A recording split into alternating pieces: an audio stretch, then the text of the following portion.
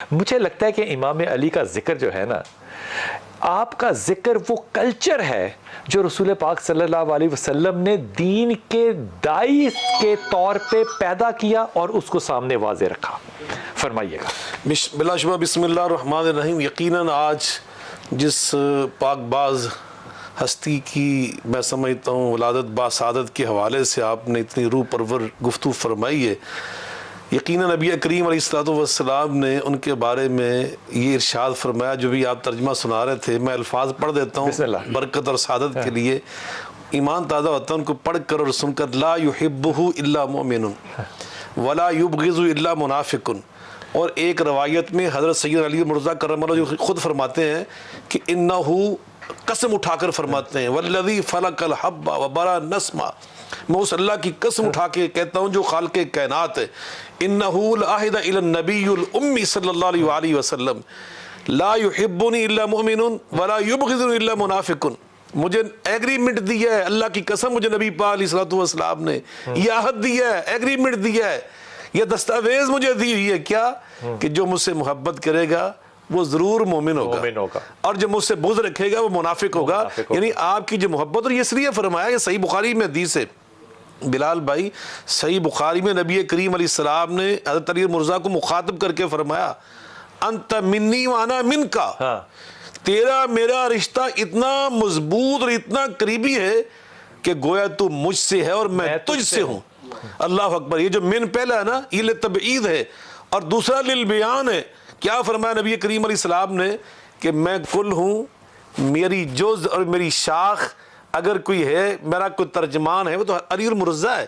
اور دوسرا جو فرمایا کہ میں تو اس سے ہوں، وہ یہ کہا کہ ایک وقت آئے گا کہ جب علی ہوگا نا تو علی جو کہہ رہا ہوگا وہ محمد مصطفیٰ علیہ الصلوۃ والسلام کی بات کا تسلسل پیش کر رہا ہوگا. یعنی حضرت علی المرزا کی جو بات ہے، آپ کا کردار ہے، یہ اسوہ رسول کا تسلسل ہے، وہ سنت رسول کا تسلسل ہے، یہ سیرت مصطفیٰ کا تسلسل ہے صلی اللہ علیہ وسلم. تو یہ فرمایا اس حدیث پاک میں. اور نبی کریم علیہ السلام نے غزوہ تبوک کے موقع پر آپ نے جو بات کی نا، نماز ساتھ پڑھی، بالکل آغاز میں ساتھ کھڑے ہو گئے.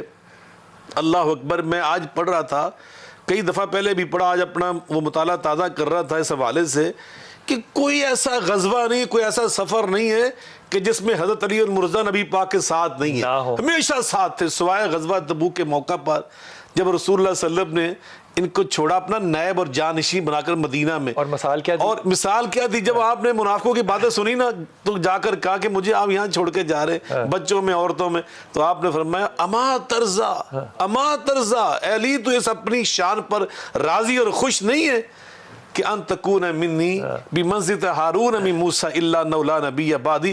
جیسے موسیٰ کے لیے ہارون تھے نا، اسی طرح محمد مصطفیٰ کے لیے حیدر مرتضیٰ ہیں. تو جناب حیدر مرتضیٰ وہ ہستی ہیں نبی کریم علیہ الصلوۃ والسلام نے غزوہ خیبر کے موقع پر کیا ارشاد فرمایا. عمر فاروق فرماتے رضی اللہ عنہ کہ آپ نے رات کے ٹائم فرمایا لأوتین الرایۃ غدا رجلا یحب اللہ ورسولہ ویحبہ اللہ ورسولہ ویفتح اللہ علی یدیہ. اور رات کو صحابہ سوئے نہیں، ہماری باری آ جائے. حضرت عمر فرماتے ہیں کہ ساری رات میں یہ دعائیں کہتے ہیں زندگی میں نے کبھی سردار بننے کی خواہش نہیں کی سوائے اس رات کے کہ میں بھی یہ خواہش کرتا رہا پرچہ مجھے مل جائے، سرداری مجھے مل جائے. لیکن صبح آقا فرماتے ہیں این علی، علی کہاں ہیں؟ کہا فی عینی، ان کی آنکھوں میں تکلیف ہے. یشتکی عینی، فرمایا لے آؤ. فبصق فی عینی، آقا نے لوہا مبارک لگایا تو جھنڈا ان کے ہاتھ میں دے کر دنیا کو پیغام دیا یہ اللہ رسول کا محب بھی ہے، اللہ رسول کا محبوب بھی ہے، اور فاتح خیبر بھی اللہ اس کو بنائے گا. تو یقین حیدر مرزا کی جو محبت ہے. حضور یہ جو حکمت ہے نا میرے نبی کی علی کے لیے، اس پہ توجہ فرمائیے. یقیناً نبی کریم علیہ الصلوۃ والسلام نے جامع ترمذی میں حدیث ہے جو ابھی مزاری صاحب گفتگو فرما رہے تھے نا تو مجھے حدیث پاک یاد آ رہی تھی. جامع ترمذی میں حدیث نبوی شریف ہے، آقا علیہ الصلوۃ والسلام فرماتے احب اللہ لما یغزوکم من نعمہ، جتنی تمہارے پاس نعمتیں ہیں نا ان کو عطا کرنے والا اللہ ہے. ان نعمتوں کا تم سے تقاضا کیا ہے کہ اپنے محسن، اپنے منعم، اپنے اللہ کے ساتھ محبت کرو. اگلا جو جملہ نا آپ کا وہ فرمایا احبونی لحب اللہ، اللہ کی محبت کا جو سب سے بڑا تقاضا ہے نا وہ یہ کہ تم میرے ساتھ محبت کرو کہ میں حبیب اللہ ہوں. میں رسول اللہ یہ ہوں. بات پھر سے کہنی, اللہ سے محبت کا سب سے بڑا اللہ کی تقاضا ہے, محبت کا سب سے بڑا تقاضا ہے میری محبت ہے کہ میرے ساتھ محبت کرو کہ میں اللہ کا حبیب ہوں, اللہ کا محبوب ہوں, اللہ کا رسول ہوں. اور تیسرا جو جملہ ارشاد فرمایا وہ حیدر کرار کی بات آپ نے کی, سیدہ فاطمۃ الزہرا کی بات کی. حسنین کریم آقا فرماتے احبوا اہل بیتی لحبی, میری محبت کا جو سب سے بڑا تقاضا ہے وہ یہ ہے کہ تم میرے اہل بیت سے محبت کرو. گویا آپ نے حیدر مرتضیٰ اہل بیت میں شامل ہیں. آقا علیہ السلام نے گویا یہ فرما دیا علی سے محبت دراصل محمد مصطفیٰ سے محبت ہے, مصطفیٰ علیہ السلام سے محبت دراصل اللہ کے ساتھ محبت ہے. یہ تینوں محبتیں لازم و ملزوم ہیں, آپس میں جڑی ہوئی ہیں, یہ الگ الگ نہیں ہو سکتی. جو اللہ سے محبت کرتا ہے یقیناً وہ رسول اللہ سے بھی محبت کرتا ہے. جو آپ نے مثال دی یقیناً وضو میں ہے, وہ یقیناً وضو میں ہے جو نماز پڑھ رہا ہے. تو یقیناً جو اللہ سے محبت کرتا ہے وہ اصل میں دراصل محمد مصطفیٰ علیہ السلام سے بھی محبت کر رہا ہے, حیدر مرتضیٰ کے ساتھ بھی محبت کر رہا ہے. یہ تینوں محبتیں لازم ملزوم ہے. یہ ہو نہیں سکتا کوئی بندہ کہ مجھے چاند سے تو محبت ہے, اس کی چاندنی سے نفرت ہے. یہ ہو نہیں سکتا کوئی کہ یہ کہے مجھے پھول سے تو محبت ہے, اور یہی منافقت ہے. رسول اللہ صلی اللہ علیہ وسلم نے گویا یہ واضح کر دیا حیدر مرتضیٰ سے محبت دراصل یہ محمد مصطفیٰ علیہ السلام کی محبت ہے اور اسی کا تسلسل ہے. اس لیے میرے آقا علیہ السلام نے ایک موقع پر نہیں, یہ غدیر خم پہ جو آپ بات کر رہے ہیں نا, یہ صحیح مسلم کے اندر حدیث ہے.